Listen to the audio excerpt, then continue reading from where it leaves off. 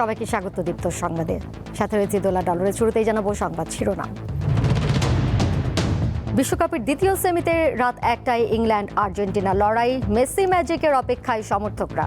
বড় পর্দায় খেলা দেখার আয়োজন।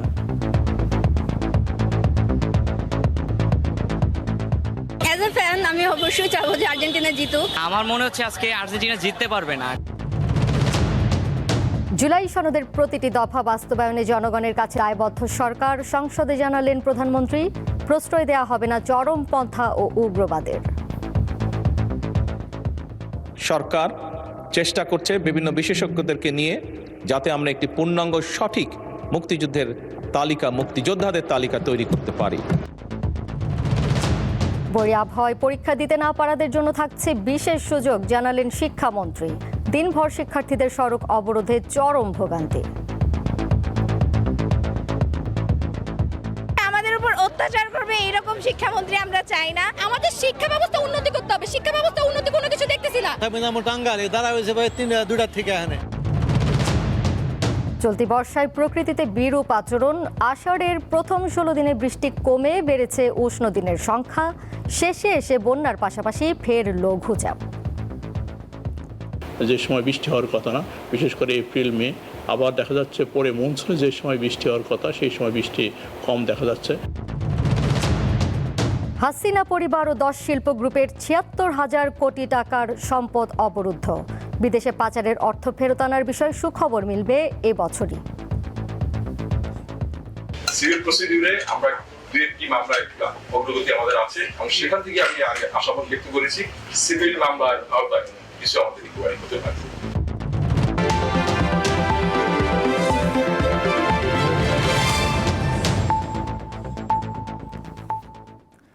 সংবাদ মুচড়ে দেওয়ার অভিযোগ, আত্মগোপনে অভিযুক্ত নারী।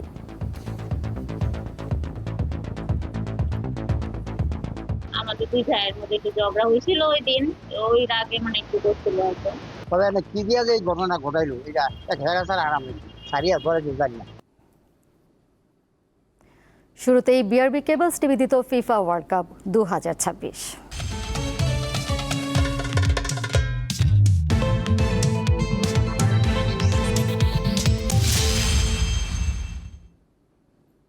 ব্রিটিশ উপনিবেশের সূর্যাস্ত হয়েছে বহু আগেই। ঠিক তেমনি ইংল্যান্ডের শেষ বিশ্বকাপ জয় 1966 সালে। এরপর মাত্র 2বার বিশ্বকাপের সেমিতে উঠলেও হারই সঙ্গী হয়েছে। এবার সেই গেরো খুলতে নানা কৌশল আটছে থ্রি লায়ন্সের। মোক্ষম জবাব দিতে প্রস্তুত মেসির আর্জেন্টিনা। বিশ্বকাপের দ্বিতীয় সেমিতে এই দুই দেশের বহুল আলোচিত লড়াই শুরু হচ্ছে রাত 1টায়। আর্জেন্টিনা ও ইংল্যান্ডের ফুটবল দ্বৈরথ মানেই মাঠের লড়াইয়ের সঙ্গে ইতিহাস আর উত্তেজনার মিশেল। বিশ্বকাপে এ নিয়ে ষষ্ঠবার মুখোমুখি হচ্ছে দুই দেশ। লিওনেল মেসি ও হ্যারি কেনের দ্বৈরথ ঘিরে সমর্থকদের আগ্রহ আকাশচুম্বী।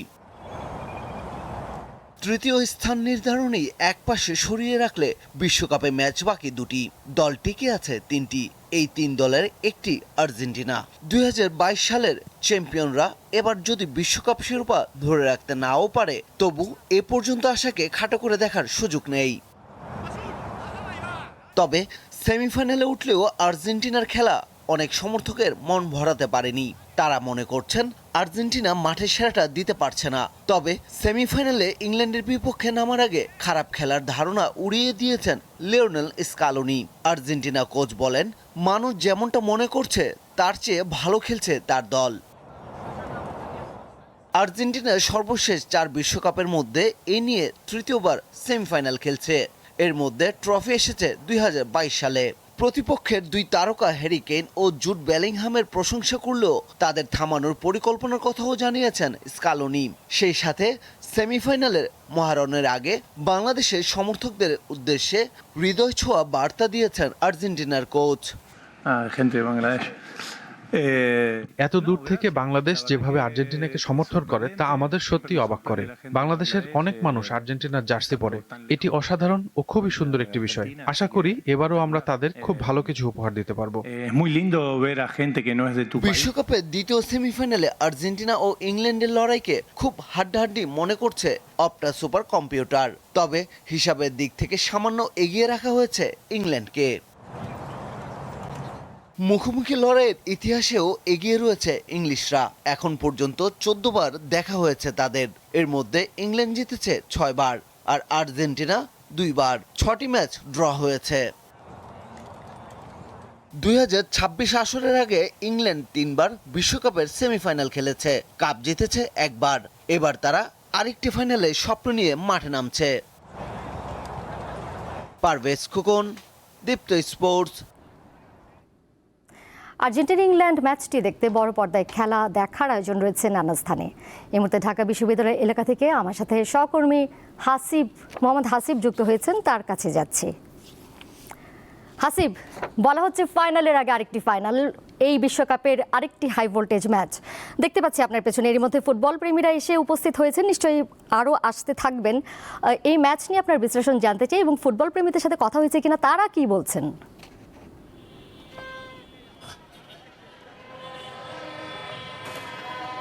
ফুটবল প্রেমীরা আসলে উচ্ছ্বাসের একটা বড় অংশ হচ্ছে ঢাকা বিশ্ববিদ্যালয়ের টিএসসি এলাকাতে, এবং আমার পেছনে যেটা আপনি বলেছেন যে আসলে উৎফুল্লতা অনেক, এবং দর্শকরা আর্জেন্টিনা ম্যাচ দেখা, ইংল্যান্ডের সঙ্গে ম্যাচ সেমিফাইনাল, এটা অঘোষিত ফাইনাল আসলে সেই ফাইনাল আসলে উপভোগ করতে ঢাকা বিশ্ববিদ্যালয়ের টিএসসি এলাকাতে জড়ো হয়েছেন যারা ফুটবল ভক্ত, এবং একই সঙ্গে যারা আর্জেন্টিনা বা মেসির ভক্ত, যারা হয়তো বা মেসির শেষ ম্যাচ হতে পারে বিশ্বকাপে, আবার হয়তো বা এই আর্জেন্টিনা বা ফাইনাল খেলতে পারে প্রতিপক্ষ, যেহেতু প্রথম সেমিফাইনালে ফ্রান্সকে হারানো স্পেন, তারা হতে পারে। তো সব মিলে আসলে ঢাকা বিশ্ববিদ্যালয়ে এই এলাকাতে এখন ম্যাচ শুরু তারা 2 ঘন্টা বাকি। তার আগে দর্শকরা বা যারা ফুটবল পছন্দ করেন বা ফুটবলকে ভক্ত যারা, তারা আসলে যেভাবে আসলে ঢাকা বিশ্ববিদ্যালয়ের টিএসসি এলাকাতে আসলে জড়ো হয়েছেন, সময় ঘনানোর সাথে সাথে হয়তো আরেকটু পরে আমরা দেখব যে এই উচ্ছ্বাস একটা বিশাল জনস্রোতে পরিণত হয়েছে। যে প্লাজমাতে বা বড় স্ক্রিনে, যে জায়ান্ট স্ক্রিনে যে টিভি যে ব্যবস্থা রাখা হয়েছে, সেটি এখনও জ্বলে ওঠেনি, আর কিছুক্ষণ পর হয়তো সেটি চালু হবে। বাট তার আগে আসলে এখানকার যারা বিশ্ববিদ্যালয়ে বিভিন্ন হলে থাকা যারা সব ফুটবল সমর্থক, এবং একই সাথে হচ্ছে বিভিন্ন প্রান্ত থেকে ঢাকা শহরে তারা এখানে এসে জড়ো হচ্ছেন এবং হয়েছেনও, তাদের প্রত্যেকের মুখে একটা উচ্ছ্বাস যে আসলে একটা ফাইনাল ম্যাচ, একটা হাড্ডাহাড্ডি লড়াই তারা আজকে এখানে উপভোগ করবেন। দ্বিতীয় সেমিফাইনালটা অঘোষিত ফাইনাল, যেটা আমি একটু আগে বলেছি, সেটি তারা দেখবেন, এবং তেমনটাই আসলে তারা আশা করছেন। এবং কেউ আসলে চান যে আর্জেন্টিনা ফাইনালে খেলুক, আবার কেউ চান যে ইংল্যান্ড 66 বিশ্বকাপের পর আরেকবার ফাইনাল খেলুক স্পেনের বিপক্ষে। তেমন একটা কথা যুদ্ধ যেমন আমরা শুনেছি এখানকার যারা খেলা উপভোগ করতে আসা সাধারণ দর্শক বা ছাত্রছাত্রী বা যারা আছেন সাধারণ মানুষ, তাদের কাছ থেকে, এবং একই সাথে তাদের আগমন, উচ্ছ্বাস, এবং তারা পছন্দের জার্সি, প্রিয় দলের জার্সি, আর্জেন্টিনা কি হয়তো ইংল্যান্ডের জার্সি পরে এসেছেন, পতাকা হাতে, ভুভুজেলা হাতে, তারা আসলে এই ঢাকা বিশ্ববিদ্যালয় টিএসসি এলাকাতে জড়ো হয়েছেন, এবং সবটা মিলে আসলে একটা উচ্ছ্বাস এবং একটা বড় উদ্দীপনা এই ঢাকা বিশ্ববিদ্যালয় টিএসসি এলাকাতে রয়েছে। এবং ম্যাচ শুরুতে যেটা আরও 2 ঘন্টা বাকি রয়েছে, যেটি এটাকে বলেছি যে আরও পরে হয়তো আমরা আরও মানুষের আগমন দেখব, এবং এই পুরো ম্যাচটি আসলে তারা এখানে বসে সবসময় শুধু বিশ্বকাপের আর্জেন্টিনার ম্যাচ নয়, যে কোনো দলের ম্যাচ। জি, বাড়তি উচ্ছ্বাস উদ্দীপনা রয়েছে। হাসিব, আপনাকে ধন্যবাদ। মোহাম্মদ হাসিব যুক্ত হয়েছিলেন আমার সাথে। এবারে যাচ্ছি পরের প্রসঙ্গে। জুলাই সনদের প্রতিটি দফা বাস্তবায়নে সরকার জনগণের কাছে দায়বদ্ধ বলে জানিয়েছেন প্রধানমন্ত্রী তারেক রহমান। বুধবার জাতীয় সংসদের বাজেট অধিবেশনের সমাপনী বক্তব্যে তিনি এই প্রতিশ্রুতি ব্যক্ত করেন। প্রধানমন্ত্রী বলেন, কোনো ধরনের চরমপন্থা ও উগ্রবাদ প্রশ্রয় দেওয়া হবে না, যে কোনোভাবে দুর্নীতি দূর করতে বদ্ধপরিকর সরকার। মাননীয় স্পিকার, আপনাকে ধন্যবাদ। শেষ হলো ত্রয়োদশ জাতীয় সংসদের দ্বিতীয় ও 2026-27 অর্থ বছরের বাজেট অধিবেশন। বৈঠক শেষে সমাপ্ত ঘোষণা করছি। বুধবার বিকেলে অধিবেশনের সমাপনী বক্তব্য দেন প্রধানমন্ত্রী তারেক রহমান। এ সময় নানা ইস্যুতে কথা বলেন তিনি। জানান, আওয়ামী লীগ সরকারের আমলে সবচেয়ে বেশি ধ্বংস হয় শিক্ষা খাত। ফ্যাসিবাদ স্বৈরাচারের আমলে যেভাবে দেশের প্রতিটি প্রতিষ্ঠানকে, সংগঠনকে ধ্বংস করে দেওয়া হয়েছে, প্রতিটি সাংবিধানিক সংগঠনকে যেমন ধ্বংস করে দেওয়া হয়েছে, তার মধ্যে অন্যতম একটি ছিল বাংলাদেশের শিক্ষা খাত। জুলাই সনদ বাস্তবায়ন নিয়ে সরকারের অবস্থান তুলে ধরেন তারেক রহমান। আমরা জুলাই সনদ যেটি স্বাক্ষর করেছিলাম, স্বাক্ষরিত প্রতিটি জুলাই সনদের স্বাক্ষরিত প্রতিটি দফা বাস্তবায়নে আমরা জনগণের কাছে দায়বদ্ধ, অঙ্গীকারবদ্ধ। দুর্নীতি ও উগ্রবাদকে কোনো প্রকার প্রশ্রয় দেওয়া হবে না বলেও জানান সরকার প্রধান। আগেও বলেছি, আবারও আমি উল্লেখ করতে চাই, বর্তমান সরকার কোনোভাবেই কোনো প্রকার চরমপন্থা বা উগ্রবাদকে প্রশ্রয় দিবে না। সমাপ্ত হওয়া অধিবেশনে সংবিধান সংশোধন সংক্রান্ত বিশেষ কমিটি সহ মোট 11টি কমিটি গঠিত হয়। এই জাতীয় ঐক্য অটুট এবং বজায় থাকবে। সঞ্জিতা প্লাবনী, দীপ্ত সংবাদ, ঢাকা। শিক্ষামন্ত্রীর পদত্যাগের দাবিতে টানা দ্বিতীয় দিনের মতো ঢাকায় সড়ক অবরোধ বিক্ষোভ করেছে শিক্ষার্থীরা। এতে বিভিন্ন সড়কে যান চলাচল বন্ধ হয়ে যায়। যদিও সরকার বলছে দুর্যোগের কারণে যারা পরীক্ষায় অংশ নিতে পারেনি তারা সংশ্লিষ্ট বিষয়ের পরীক্ষা দেওয়ার সুযোগ পাবেন। পূর্ব ঘোষণা অনুযায়ী শিক্ষামন্ত্রীর পদত্যাগের দাবিতে বুধবার এইচএসসি ও সমমানের পরীক্ষা শেষে আন্দোলন শুরু করেন শিক্ষার্থীরা। দুপুর 1:30টার দিকে রাজধানীর উত্তরার বিএনএস সেন্টারের সামনে জড়ো হয়ে ওই গুরুত্বপূর্ণ সড়কটিতে যান চলাচল বন্ধ করে দেন আন্দোলনকারীরা। অভিযোগ করেন টানা বৃষ্টি, জলাবদ্ধতার কারণে অনেক পরীক্ষার্থী নির্ধারিত সময়ে কেন্দ্রে পৌঁছাতে পারেননি। এমন পরিস্থিতিতে পরীক্ষা নেওয়া শিক্ষার্থীদের প্রতি অবিচার বলে দাবি তাদের। সব কুয়েটের প্রশ্ন দিয়ে রাখছে, এইচএসসি পরীক্ষা দিতে আসছি আমরা। উনি বুঝাচ্ছে যে ওনার কথাই সব হবে, আমাদের কথায় কিচ্ছু হবে না। আমাদের শিক্ষা ব্যবস্থা উন্নতি করতে হবে, শিক্ষা ব্যবস্থা উন্নতি কোনো কিছু দেখতেছি না। যে আমাদের উপর অত্যাচার করবে এরকম শিক্ষামন্ত্রী আমরা চাই না।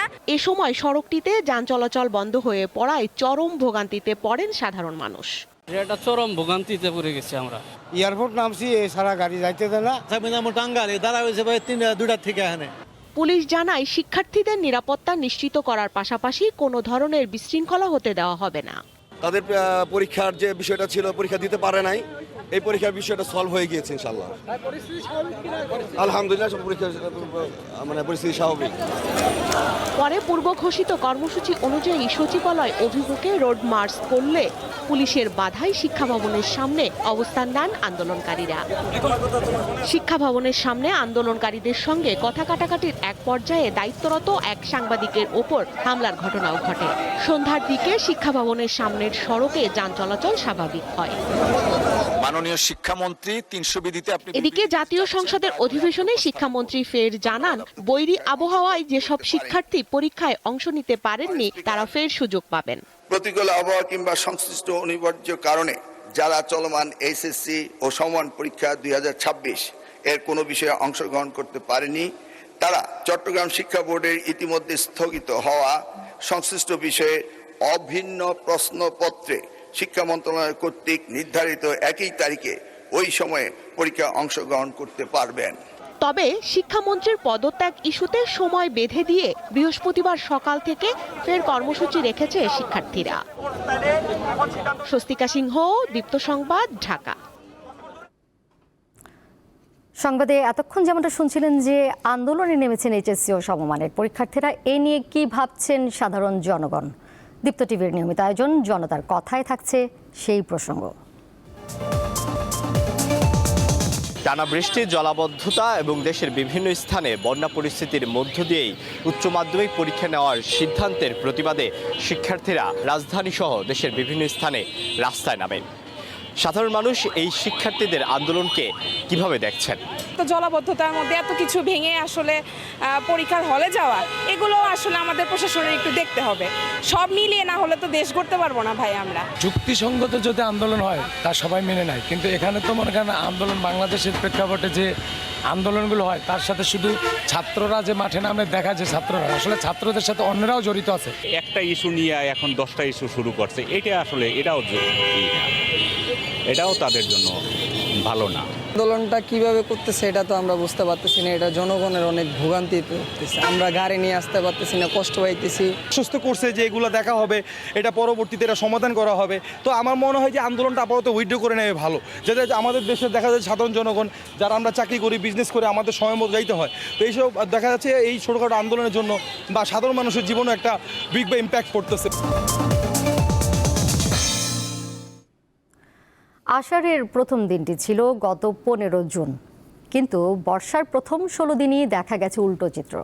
অধিকাংশ এলাকায় স্বাভাবিকের তুলনায় বৃষ্টি কম হয়েছে, আবহাওয়া অধিদপ্তর জানায় দেশে বদলে যাচ্ছে ঋতু বৈচিত্র্য, পাশাপাশি উত্তর পূর্বাঞ্চলে বৃষ্টি বেশি হলেও অন্য অংশে বৃষ্টির ঘাটতি দেখা যাচ্ছে। ষড়ঋতুর বাংলাদেশে এখন বর্ষাকাল। কবিগুরুর ভাষায় বললে আষাঢ়ে বাদল নামে নদী ভর ভর, মাতিয়া ছুটিয়া চলে ধারা খরতর। চলতি বর্ষাতেও বাদল নেমেছে, এমনকি চট্টগ্রামে গত ৪৩ বছরের রেকর্ড ভেঙে একদিনে বৃষ্টি হয়েছে ৪১২ মিলিমিটার পর্যন্ত। কিন্তু মৌসুমি বায়ু কি দেশের সব স্থানেই পৌঁছাতে পেরেছে? দেশের এক প্রান্তে যখন বৃষ্টি, তখন অন্য প্রান্তে কতটা ভিজেছে মাটি? আবহাওয়া অফিসের তথ্য বলছে, গত জুনে দেশে স্বাভাবিকের তুলনায় বৃষ্টি হয়েছে ৩০% কম, যা গত ৭ বছরের মধ্যে সর্বনিম্ন। দীর্ঘমেয়াদী গবেষণা থেকে জানা যায়, বাংলাদেশে মে জুনে তাপমাত্রা দ্রুত বাড়ছে, সে সঙ্গে সংখ্যা বাড়ছে উষ্ণ দিনের। এবছর বর্ষার শুরুতে স্বাভাবিকের চেয়ে ৩০% বৃষ্টি কম হয়েছে। পরবর্তীতে বৃষ্টির পরিমাণ স্বাভাবিক থাকলেও এ ঘাটতি পূরণ হবে না। এর আগে ২০১৯ সালে বর্ষায় বৃষ্টি কম হয়েছিল ৩৫%। এবছর কিছুটা অনেকটা অস্বাভাবিক এই কারণে যে ইনিশিয়ালি যে বৃষ্টি, বিশেষ করে প্রি মনসুনে বৃষ্টি অনেকটা বেশি হয়েছে, যে সময় বৃষ্টি হওয়ার কথা না, বিশেষ করে এপ্রিল মে। আবার দেখা যাচ্ছে পরে মনসুনে যে সময় বৃষ্টি হওয়ার কথা সেই সময় বৃষ্টি কম দেখা যাচ্ছে। এবছর বেসিক্যালি শুরু থেকে কিছুটা অ্যানোমালি ওয়েদার বিরাজ করছে। এই আবহাওয়াবিদ আরও জানান, জলবায়ু পরিবর্তনের প্রভাবে বর্ষার স্বাভাবিক ধরন বদলে যাচ্ছে। বৃষ্টিপাত এখন আর সমানভাবে হচ্ছে না, বরং অঞ্চল ভেদে তৈরি হচ্ছে বড় ধরনের বৈষম্য। বৃষ্টি যেটা হচ্ছে, বেশি সম্ভাবনা যেটা রয়েছে বিশেষ করে আপনার চট্টগ্রাম, তারপরে সিলেট এবং বরিশাল, এসব জায়গায় বৃষ্টি সম্ভাবনা আছে। এবং ঢাকা সহ আপনার বিশেষ করে রংপুর, রাজশাহী, এইসব জায়গায় বৃষ্টি অনেকটা কম হবে। দেশের আবহাওয়া বিশ্লেষণে দেখা যাচ্ছে, দক্ষিণ পূর্বাঞ্চলে বৃষ্টিপাতের প্রবণতা বেশি, বিশেষ করে চট্টগ্রাম, সিলেট ও বরিশাল বিভাগে। বিপরীতে ঢাকা, রাজশাহী ও রংপুর অঞ্চলে বৃষ্টিপাত তুলনামূলক কম। জহিরুল মোহসান, দীপ্ত সংবাদ, ঢাকা। এদিকে উত্তর বঙ্গোপসাগর ও তৎসংলগ্ন এলাকায় নতুন একটি লঘুচাপ সৃষ্টি হয়েছে। এর প্রভাবে শুক্রবার থেকে দেশে বৃষ্টিপাতের তীব্রতা বেড়ে যেতে পারে বলে জানিয়েছে আবহাওয়া অধিদপ্তর। লঘুচাপের প্রভাবে আজকাল তেমন বৃষ্টি হবে না, এর প্রভাবে হালকা থেকে পরশুদিন থেকে হয়তো আপনার বিশেষ করে চট্টগ্রাম ডিভিশন মেনলি বৃষ্টি হওয়ার সম্ভাবনা বেশি। ওইসব জায়গাতে আপনার ভারী বৃষ্টি হওয়ার সম্ভাবনা আছে। এর সাথে সাথে আপনার কিছুটা ভারী বৃষ্টির সম্ভাবনা আছে এটা সিলেট, ময়মনসিংহ, রংপুর 16-17 দিকে হয়তো আপনার রংপুর, তারপরে হচ্ছে ময়মনসিংহ, সিলেট এবং চট্টগ্রাম ডিভিশনে হওয়ার সম্ভাবনা আছে। সেক্ষেত্রে আমরা তার আগে আমরা হেভি রেইনফল ওয়ার্নিং আমরা দিয়ে দেব। উজানে ঢল ও টানা বৃষ্টিতে নওগাঁর রানীনগরে ছোট যমুনার পানি বাড়লে তীব্র ভাঙন দেখা দেয়। ঝুঁকিপূর্ণ হয়ে ওঠে বেড়িবাঁধের সড়কটি। নান্দাইবাড়ি, মালঞ্চি, কৃষ্ণপুর ও আটগ্রাম সহ অর্ধশতাধিক গ্রামের বাসিন্দাদের চলাচল করতে হয় নদীর পূর্ব তীরের একমাত্র সরু রাস্তা দিয়ে। বিগত কয়েক বছর আগেও ছোট যমুনা নদীতে যখন পানি বেশি হয়েছিল, তখন এই নান্দাইবাড়ি, কৃষ্ণপুর, মালঞ্চি, বেড়িবাঁধের একাধিক অংশে ভেঙে বন্যার সৃষ্টি হয়েছিল। আমাদের মাদ্রাসা নদীর পাশে, নদীটা ভেঙে যায় যখন সকল মাদ্রাসাটাও দেওয়াল ভেঙে যায়। এই রাস্তা দিয়ে মানুষ চলাচল করতে অনেক সমস্যা হয়, রাস্তাটাও ভেঙে যায়। বাঁধ ভেঙে যায় তাহলে আমাদের বাড়ি ঘর না খুব চিন্তিত। প্রত্যেকটা রাতে জায়গায় থাকতে হয়, পানি যখন ফুল থাকে নদীতে, কখন ভেঙে যাবে তার কোনো গ্যারান্টি নাই। এখানে যদি ভেঙে যায় তাহলে দুটাই জেলা, নওগাঁ এবং নাটোর, অর্থাৎ রায়নগর থানা, সিংড়া থানা, নাটোর আত্রাই থানা, 3টা থানা কিন্তু প্লাবিত হয়ে যাবে। ফসলাদি কোনো কিছু হবে না। বস্তা মারে, বাঁশ দিয়ে বেড়া দেয়, মাঝে মাঝে ওই আবার ভেঙে যায়, এই হালি চলিচ্ছে। বন্যায় পানি আসার আগেই যেন স্থায়ীভাবে এটা সমাধান করা হয়। নওগাঁ পানি উন্নয়ন বোর্ড ও রানীনগর উপজেলা প্রশাসনের কর্মকর্তাবৃন্দ এই বেড়িবাঁধের ঝুঁকিপূর্ণ অংশটি পরিদর্শন করেছেন এবং অত্যন্ত ঝুঁকিপূর্ণ অংশে কিছুটা কাজ শুরু করেছেন। পানি উন্নয়ন বোর্ড সহ উপজেলা দুর্যোগ ব্যবস্থাপনা দপ্তর, উপজেলা প্রশাসন সহ প্রয়োজনীয় কাজগুলো জিও ব্যাগ থেকে শুরু করে প্রোটেকশন ওয়ার্ক যেগুলো করা দরকার সেগুলো আমরা করার চেষ্টা করব এবং এই জন্য আমি দাপ্তরিকভাবে যা যোগাযোগ করার সেটি করার চেষ্টা করছি। স্থানীয় বাসিন্দাদের দাবি যেন অতি দ্রুত এই ঝুঁকিপূর্ণ 6 কিলোমিটারের বেড়িবাঁধ স্থায়ীভাবে মেরামত করে দেওয়া হয়। আব্দুর রৌফ, দীপ্ত টিভি, নওগাঁ। বাংলাদেশ থেকে পাচার হওয়া অর্থ অনুসন্ধানে নেমে ক্ষমতাচ্যুত প্রধানমন্ত্রী শেখ হাসিনা ও তার পরিবার এবং 10 শিল্প গ্রুপের কমপক্ষে ৭৬,০০০ কোটি টাকার সম্পদ অবরুদ্ধ করা হয়েছে। দুপুরে সংবাদ সম্মেলনে এমন তথ্য দিয়েছেন আর্থিক গোয়েন্দা সংস্থা বাংলাদেশ ফিনান্সিয়াল ইন্টেলিজেন্স ইউনিটের প্রধান। পাচার হওয়া অর্থ ফেরত আনার বিষয়ে বছরের শেষ দিকে সুখবর মিলতে পারে বলেও জানান তিনি। ২০২৪ সালে ছাত্র জনতার গণ অভ্যুত্থানের পর বিদেশে অর্থ পাচার এবং দুর্নীতির মাধ্যমে বিপুল সম্পদ অর্জনের তদন্তে নামে বিভিন্ন গোয়েন্দা সংস্থা।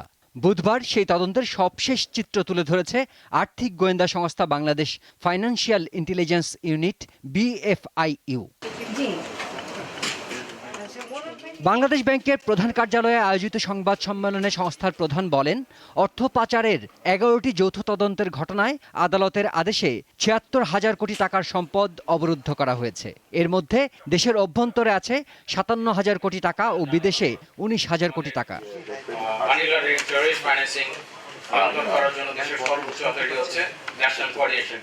শেখ হাসিনা ও তার পরিবার ছাড়াও এসব পাচারে জড়িত রয়েছে S Alam group, Beximco, Nabil, Summit, Orion, Premier, Nassa, Bashundhara, Sikder ও আরামিট গ্রুপ। চিহ্নিত হয়েছে ৫৭,০০০ কোটি টাকা দেশে এবং ১৯,০০০ কোটি এটা বলেছেন শেখ হাসিনা প্রাক্তন প্রধানমন্ত্রী সহ আরো 10টি মোট 11টি যে আমাদের যে মামলাগুলি ছিল সেগুলো পরিশোধ করে। পাচার হওয়া অর্থ ফেরাতে অগ্রগতি কতটা, এমন প্রশ্ন ছিল BFIU প্রধানের কাছে। আমাদের কিছু সিভিল প্রসিডিউরে আমরা 2-3 মামলায় অগ্রগতি আমাদের আছে এবং সেখান থেকে আমি আশাবাদ ব্যক্ত করেছি যে আমরা হয়তোবা খুব শীঘ্রই এন্ড অফ দিস ইয়ার হয়তোবা আমরা সিভিল মামলার আওতায় কিছু আমাদের রিকভারি করতে পারব। পাচার হওয়া অর্থ ও সম্পদ দেশে ফিরিয়ে আনা সময় সাপেক্ষ জানিয়ে আন্তর্জাতিক সহযোগিতা আরও জোরদারের কথা বলেছে সংস্থাটি। শিমুল বাশার, দীপ্ত বার্তাকক্ষ।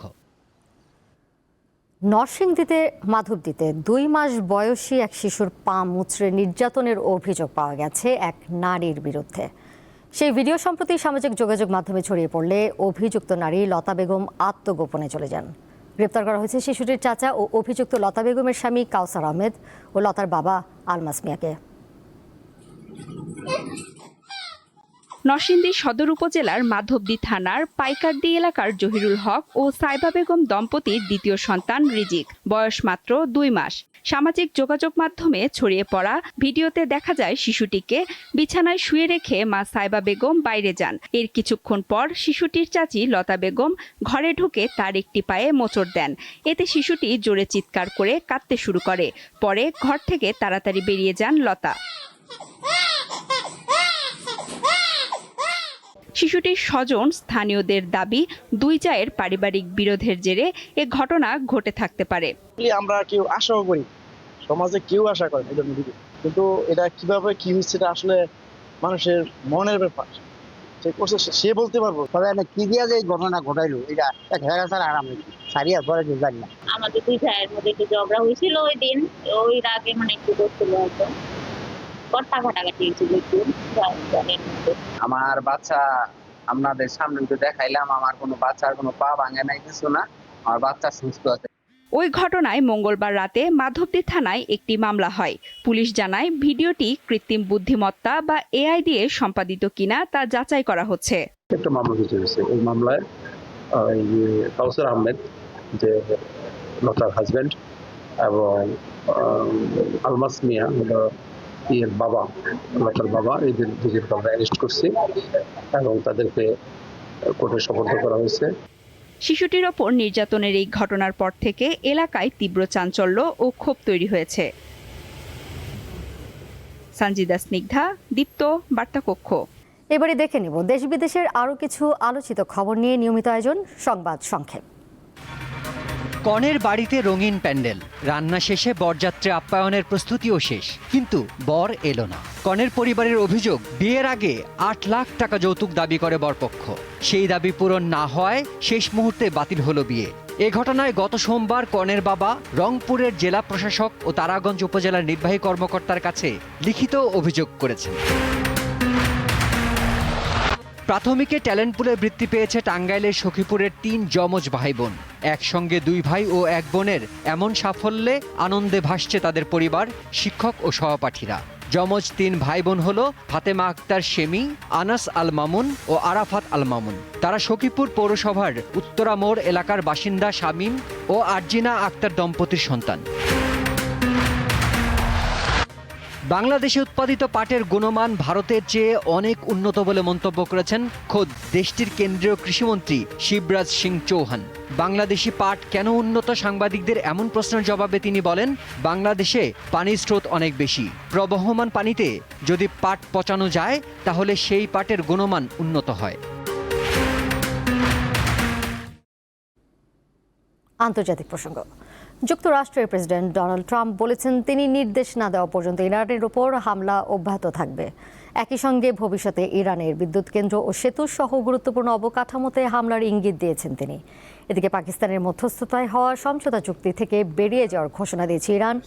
এমন পরিস্থিতিতে দেশটির দক্ষিণাঞ্চলের একাধিক শহর এবং হরমুজ প্রণালীর আশপাশের কয়েকটি দ্বীপে মঙ্গলবার বিস্ফোরণের খবর জানিয়েছে তেহরানের বিভিন্ন গণমাধ্যম। ইরানের বিপ্লবী বাহিনী IRGC জানিয়েছে মঙ্গলবার কুয়েত, বাহরাইন, জর্ডানে অবস্থিত যুক্তরাষ্ট্রের ঘাঁটি লক্ষ্য করে হামলা চালিয়েছে তারা। এছাড়া মার্কিন নৌ অবরোধ কার্যকরের ঘোষণা দেওয়ার পর ওই অঞ্চলে জ্বালানি রপ্তানির সব করিডোর বন্ধের হুমকি দিয়েছে ইরান।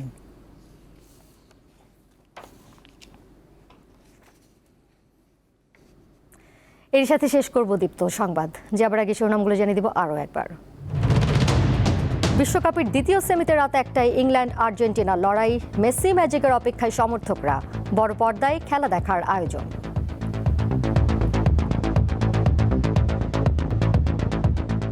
অ্যাজ এ ফ্যান আমি অবশ্যই চাইবো যে আর্জেন্টিনা জিতুক। আমার মনে হচ্ছে আজকে আর্জেন্টিনা জিততে পারবে না। জুলাই সনদের প্রতিটি দফা বাস্তবায়নে জনগণের কাছে দায়বদ্ধ সরকার, সংসদে জানালেন প্রধানমন্ত্রী।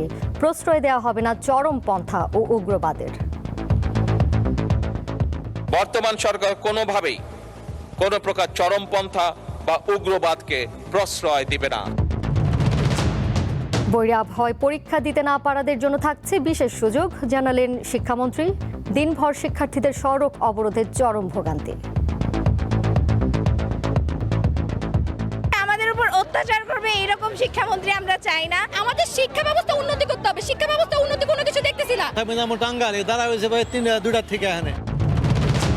চলতি বর্ষায় প্রকৃতিতে বিরূপ আচরণ। আষাঢ়ের প্রথম 16 দিনে বৃষ্টি কমে বেড়েছে উষ্ণ দিনের সংখ্যা।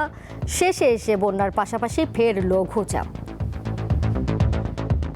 যে সময় বৃষ্টি হওয়ার কথা না, বিশেষ করে এপ্রিল মে, আবার দেখা যাচ্ছে পরে মনসুনে যে সময় বৃষ্টি হওয়ার কথা সেই সময় বৃষ্টি কম দেখা যাচ্ছে। হাসিনা পরিবার ও 10 শিল্প গ্রুপের ৭৬,০০০ কোটি টাকার সম্পদ অবরুদ্ধ। বিদেশে পাচারের অর্থ ফেরত আনার বিষয়ে সুখবর মিলবে এ বছরই। সিভিল প্রসিডিউরে আমরা 2টি মামলায় অগ্রগতি আমাদের আছে এবং সেখান থেকে আমি আশাবাদ ব্যক্ত করেছি সিভিল মামলার আওতায় কিছু আমাদের রিকভারি হতে পারে।